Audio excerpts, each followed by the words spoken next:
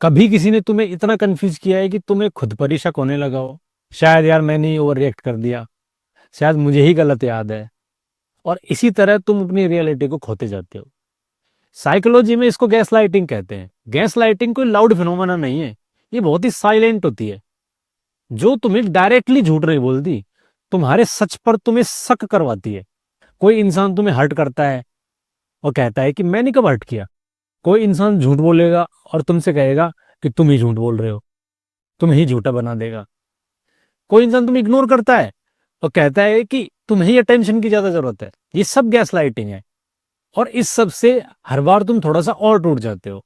अब इसमें सबसे डेंजरस पार्ट पता है क्या है? कि तुम्हें उस इंसान की जरूरत पड़ने लगती है जो तुम्हें तोड़ रहा है, क्योंकि तुम अब अपनी रियलिटी को खुद डिसाइड नहीं कर पा रहे।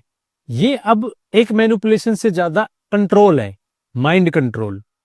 कंट्रोल तुम्हारी सोच पर, कंट्रोल तुम्हारे इमोशंस पर, कंट्रोल तुम्हारी पूरी की पूरी आइडेंटिटी पर। साइकोलॉजी के अकॉर्डिंग जब कोई बार बार तुम्हारी परसेप्शन को इनवैलिडेट करता है, तो तुम्हारा जो ब्रेन है वो सर्वाइवल मोड में चला जाता है।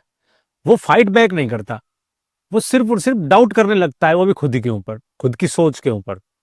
और जब तुम अपनी सोच के ऊपर डाउट करने लगते हो, तो उसी वक्त तुम गैस लाइट हो रहे हो, उसी वक्त तुम्हारे माइंड के ऊपर किसी और का कंट्रोल हो रहा है। और याद रखना, इसमें सबसे बुरी बात ये नहीं है कि कोई तुम्हारा माइंड कंट्रोल कर रहा है, बल्कि ये है कि तुम उस इंसान को माइंड कंट्रोल करने दे रहे हो। अगर तुम्हें हर बात पर सॉरी बोलना पड़ रहा है, इवन जब गलती तुम्हारी नहीं है, तो तुम प्रॉब्लम नहीं हो। बस तुम्हें कन्विंस किया जा रहा है कि तुम ही प्रॉब्लम हो। और यही गैस लाइटिंग है। अब तुम खुद सोच लो कि तुम्हारी लाइफ में कौन तुम्हें गैस लाइट कर रहा है।